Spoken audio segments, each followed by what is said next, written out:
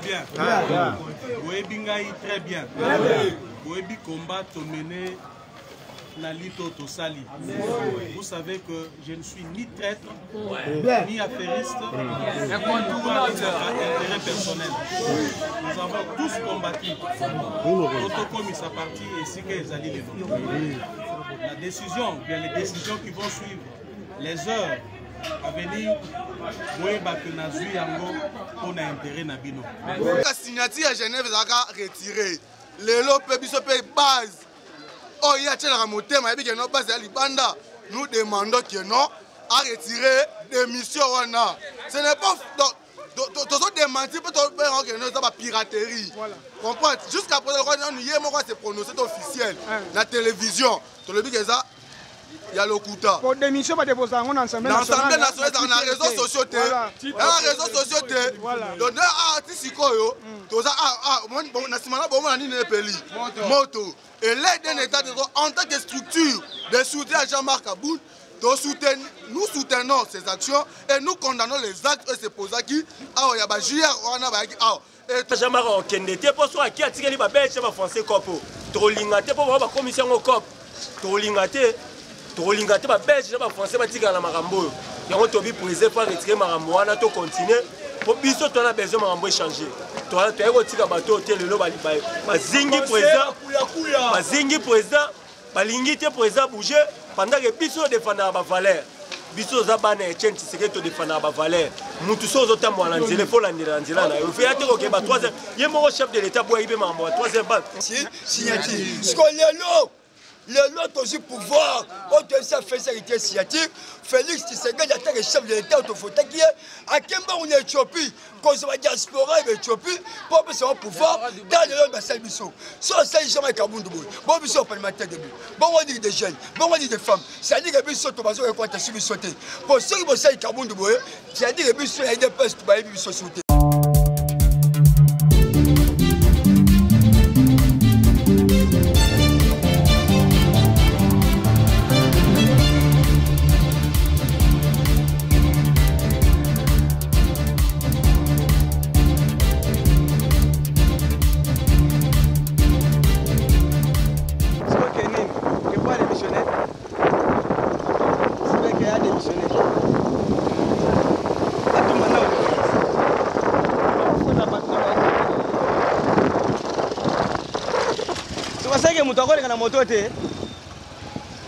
On a du progrès. Voilà, nous sommes en direct à Watona résidence à Jean-Marc Aboun. Aux hommes en moto. Jean-Marc Aboun a démissionné en tant que réellement réaction à chaud. Qu'est-ce qui se passe réellement? Comment est-ce que Jean-Marc Aboun a démissionné? Donc, on va combattre la salle.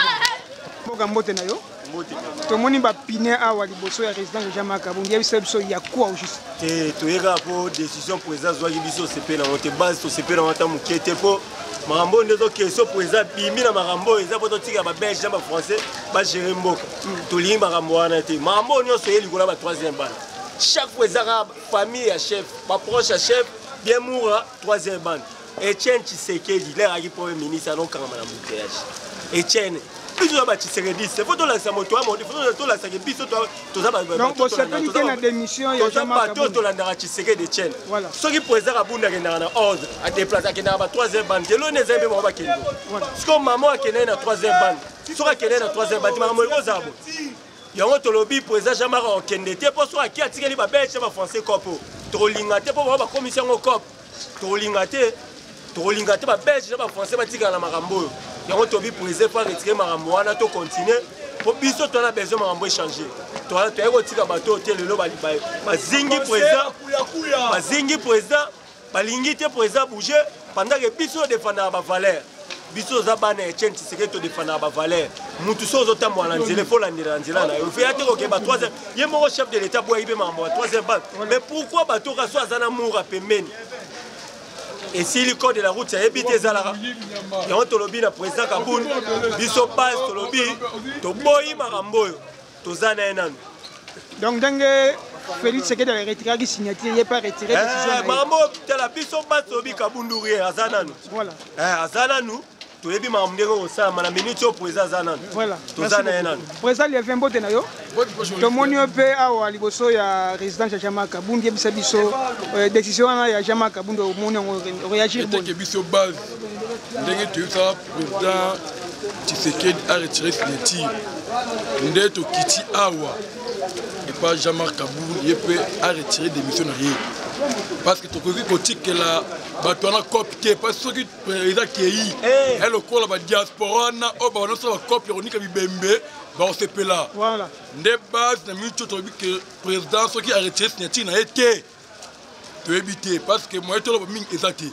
Merci. Ndeko mbote na yo yo lo binini na décision Jean-Marc Kabound ngai naza combattant ya UDPS naza ike naza mwana Kingabwa président par rapport à la promesse na esa kibiso na Kingabwa ti siko na Kingabwa na tozu yango na onte tant que Thérèse na inachevé toki jamais kolinga ke to sitra na ba chanter na Kingabwa alobaka ke gombete abaka asala gombe na Kingabwa donc pour la biso ndenge kaka signature ya Genève zaka retiré lelo pe biso pe base oh il y a tellement motema et bien non base ya libanda nous demandons que non à retirer des missions. Ce n'est pas tout démenti pour que nous avons piraterie. Comprends? Jusqu'à présent, nous c'est prononcé officiel. La télévision, tu le dis que ça, il y a le Kouta. Pour des missions, pas déposer en Assemblée nationale. L'Assemblée nationale, dans les réseaux sociaux. Dans les réseaux sociaux, donc, si moto. Et l'aide d'un état de droit en tant que structure de soutien à Jean-Marc Kabound, nous soutenons ces actions et nous condamnons les actes et c'est pour ça qu'il y a des JR et to EBP, Batonani Bazana Sima, Wana, Balingi Bakota, président en confrontation na Jean-Marc Kabound. Pouvoir Kabound a Bundeli, on va bosser dans le dans vous Fayoulou, dans Bandegonaye, Basayouna Genève. C'est que des Aïkaïe Moko, mais Jean-Marc nous a mobilisés pour dire à lutte, pour dire que non, Jean-Marc le président Facha Sanini a retiré signature et tout comme c'est dit dans le sommet. Famille, ma camarade, ah, pas besoin de combattre avec les cas. Merci beaucoup. Tu vas continuer, tu vas continuer à Ndeko, président. Président, il y a le Parlement de Boukebano. La libération. Toyo qui démissionne à Kabound. On peut se démissionner. Kabound a démissionné à Salia Campagne. Na compte Twitter, c'est officiel. Na Twitter, tant que tu mon opposition, Twitter est là. Tant que tu as mon opposition, Twitter est là. Bon, retourner à Twitter, à son ammonium. Bah, monsieur, vous avez mégaté. Il y a des gens qui ont mégaté. Je crois que ça a Twitter. Allo, bandé. A démissionné. Bon, Félix, quand on a signé la signature, tout le monde a signé. Quand on a matin, Fayoulou, Kabound, on a Kabouya, on a parlementaire debout, on a 4 heures. Quand on a vu Félix qui a retiré la signature. Ce qu'on est là. Le lot aussi pouvoir, on doit faire cette signature. Félix Tshisekedi a été chef de l'État autofotakié. À Kemba, on est Éthiopie, quand on va diaspora et Éthiopie, pour avoir pouvoir dans le lot de Salbiso. Soit ça, ils ont un Kabound. Bon, ils sont parlementaires debout. Bon, on dit des jeunes, bon, on dit des femmes. C'est-à-dire que les gens sont en train de se sauter. Pour ceux qui vont Kabound, c'est-à-dire que les gens sont en train de se sauter. Ton pouvoir, ton Bunda, ton Éthiopie, il y a Dubaï, il y a Bunda. Il y a diaspora, il y a Kenya, il y a Zambie. Ailleurs, il y a Kabundi. Il y a Kabundu. Bonjour, a démissionné. Pourquoi démissionner? Va finir, tu m'as manqué. Va manquer respect. Va être un ndakunaye. Va au côté naye. Va menacer la bonne nandakunaye. Non, va naye. Non, va travailler. Va faire un basi. Basi va être maquillé, mon frère. L'homme a choisi la chose, vous avez des pêches. Là, tu es bon, ça va vous aider. Vous avez dit, les Arabes ont été que pendant un temps, vous êtes bien, très bien. Et il y a un conseil à l'hôpital. Mais l'autre, pour la Kabound, il y a un parti, il y a un chef d'État conseil à l'hôpital. Ce qu'on a, c'est Kabound. Ce qu'on a, c'est ce que c'est 2022. Merci beaucoup. Dès que tu as mon mboka, yolo binin. Ouais, président Charlie, parlement de la libération. C'est-à-dire que au moins il passe de toi, boitoza d'ailleurs tomboka. C'est-à-dire que na nyonso ozo sala malelo. Et ça mauvaise gestion. Il y a des diaspora. Oh, bon, ben, la diaspora. Tu ben, la diaspora. Pour passer à Copola. Passer à diaspora. Le loba est na guerre contre hiérarchie à parti. D'ailleurs, biso base, toza d'ailleurs silika, tote emeli bango. Le loba sali soni pas mon konzamboka. Na niveau à Grand Kassai, na niveau à sur toute l'étendue de la République. Basali musala soni. Tosengi boy, diaspori, bozwa temps ya kokite mboka oyo. Awa Jean-Marc asali des missions. Bino bokozwa charge oyo ya nino ya union sacrée. J'ai dit et je vous remercie. Merci. Maître Dieudonné, bonjour. Bonjour. Comment on peut avoir Liboso à résidence de Jean-Marc Kaboun? Tu nous confirmes qu'il a démissionné ou comment? Bon, il faut d'abord distinguer entre la démission comme premier vice-président de l'Assemblée nationale, l'institution, deuxième institution de la République, et la démission en tant que président de l'UDPS, président de l'UDPS. Il a démissionné en tant que président. La première assertion, voilà. La démission comme président, premier vice-président de l'Assemblée nationale, qui est une fonction officielle, une grande fonction, mais qu'on n'a pas pu respecter par les éléments de la sécurité qui viennent vandaliser la résidence du tout premier président de la premier vice-président de l'Assemblée nationale de notre pays. Un président du parti au pouvoir, on vient entrer dans sa maison juste dans des chambres, on frappe les enfants, on fait tout ce qu'on a fait. Moi j'estime que si Jean-Marc Kaboun n'a pas encore démissionné, qu'il démissionne du bureau de l'Assemblée nationale. Mais on a vu sur Twitter qu'il a démissionné. Il a-t-il démissionné, oui ou non? Moi ce que je sais, c'est que Kaboun n'a pas formalisé cela. Il n'a pas déposé la démission. La démission ne se dépose pas sur Twitter. Il faut éviter le colportage, il faut éviter la manipulation. Mais vraiment, en tant que cadre, je suis également conscient que si même moi, si j'étais président de l'Assemblée nationale, j'allais démissionner. Je demande au président Jean-Marc Kaboun de démissionner de cette fonction-là. Merci beaucoup. Pour éduquer les militaires. Merci beaucoup. Mais tu as même la réaction des combattants. Vraiment, il y a une résidence de Jean-Marc Kaboun. Nous, donc, tous les éléments, Batoubaza a ébélé. Donc, pour éviter ce qui va se passer réellement, base Télémi, base le bien retiré l'émission. Donc, on est là. On est là.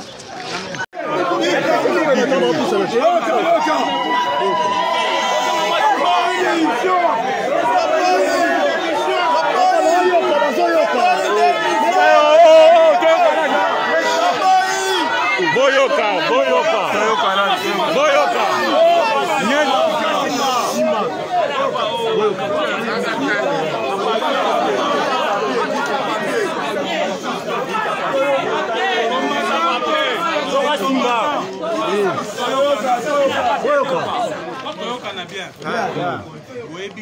Très bien. Boebi combat mené Nalito Tosali. Vous savez que je ne suis ni traître, ni affairiste, ni intérêt personnel. Nous avons tous combattu. Autocomis sa partie et si qu'ils allaient les vendre. La décision, bien les décisions qui vont suivre, les heures à venir, on a intérêt Nabino. Je ne vous trahirai jamais.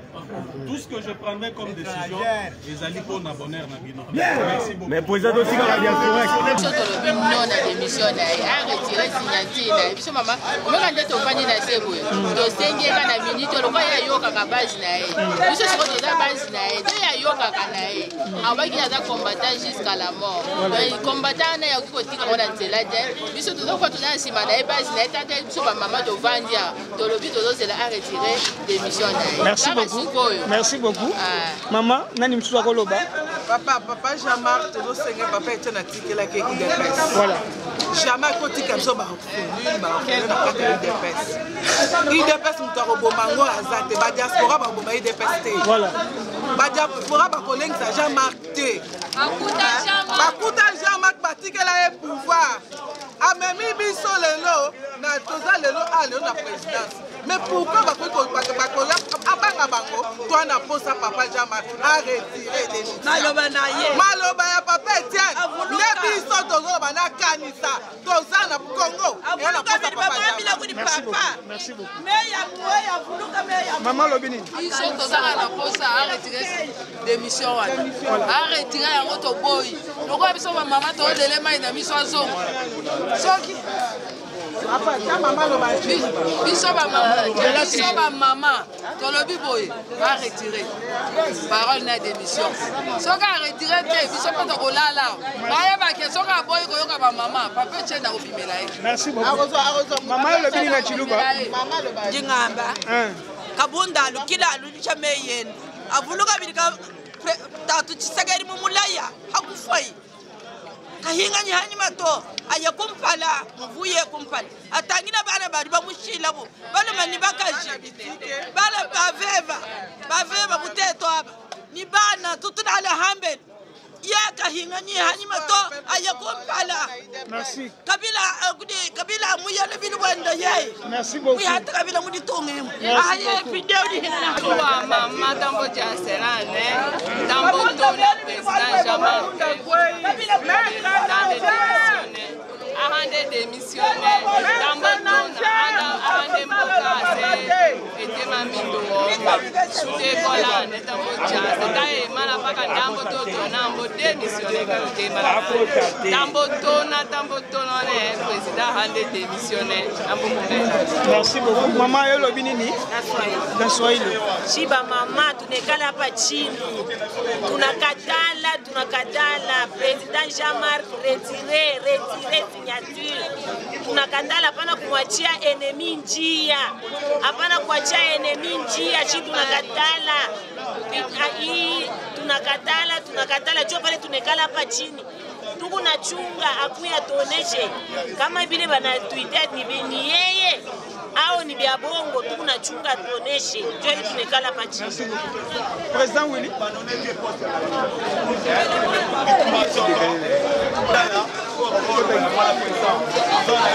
Negombote na yo okoloba oza simple congolais topozana na kata ile congolais.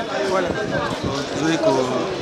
Dans le président Jean-Marc, beaucoup d'émissions, mais beaucoup d'émissions, il faut présenter dans la place, il faut l'intérêt de la population. Voilà.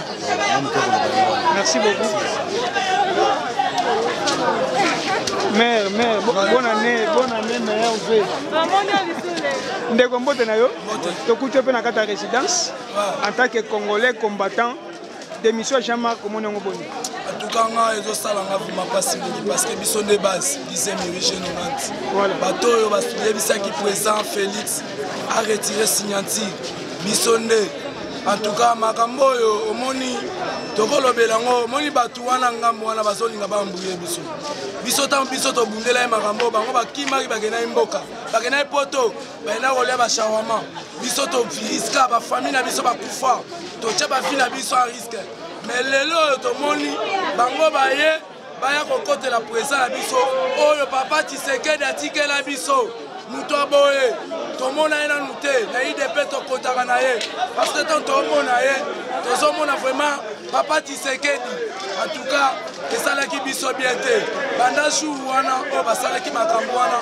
Si lelo to sali awa to sali kotale la présence na biso. Bosenga na bino za nini pona lelo? Bosenga na biso ezali ko eza base.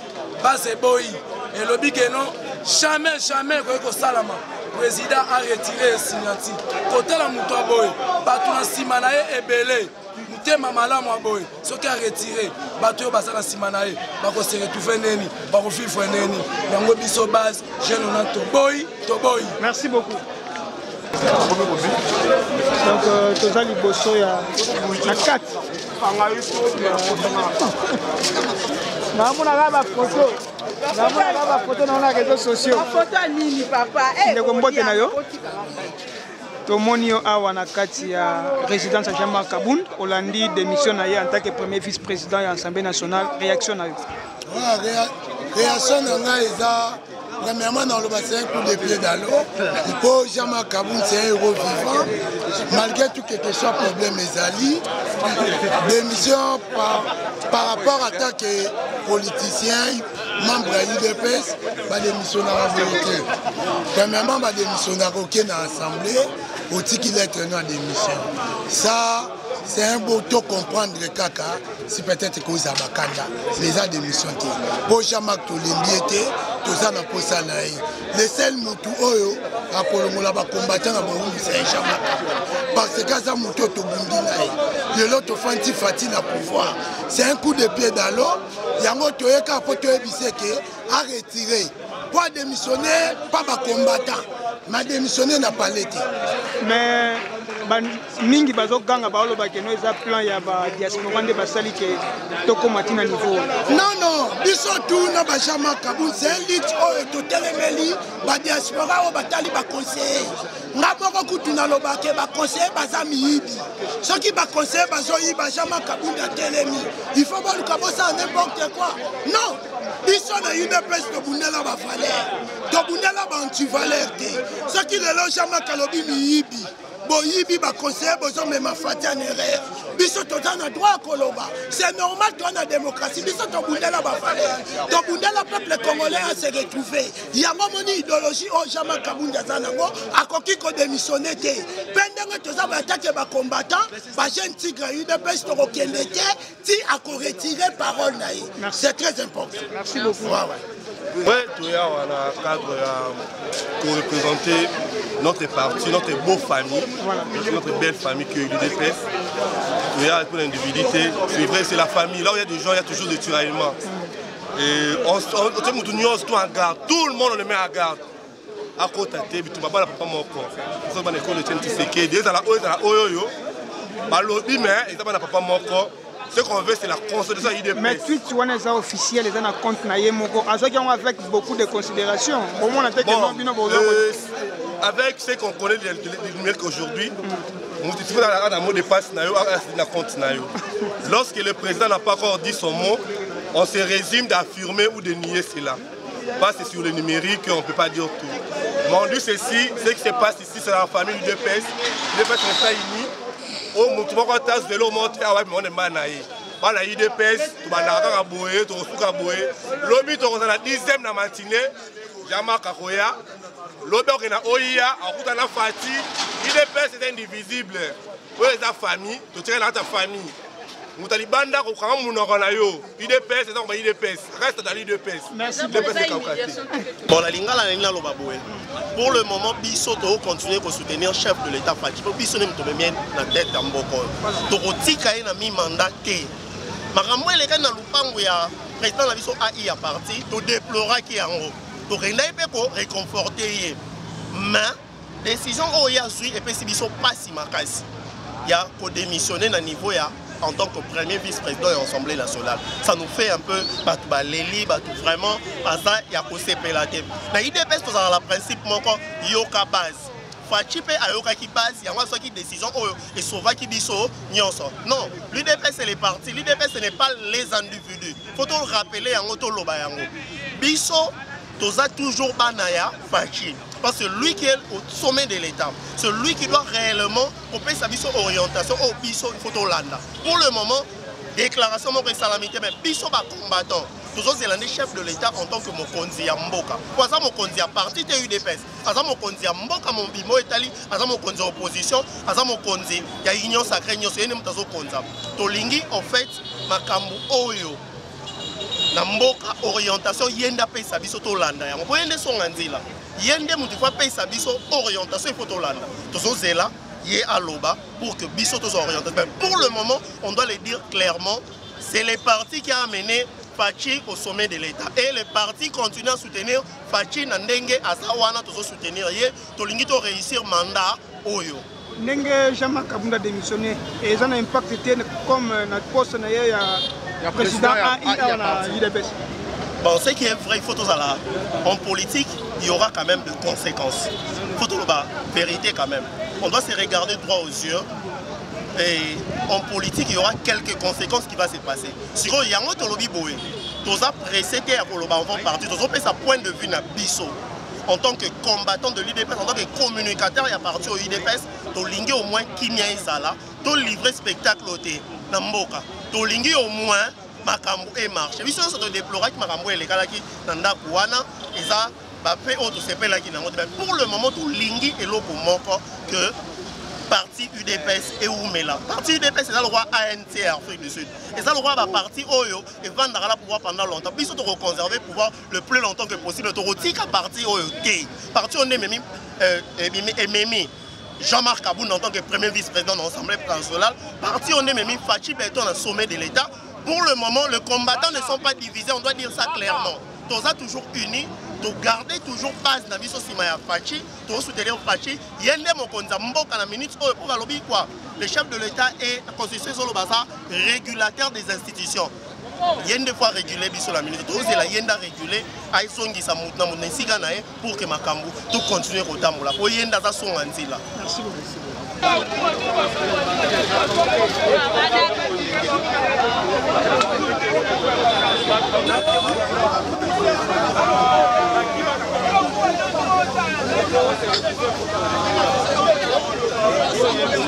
Merci.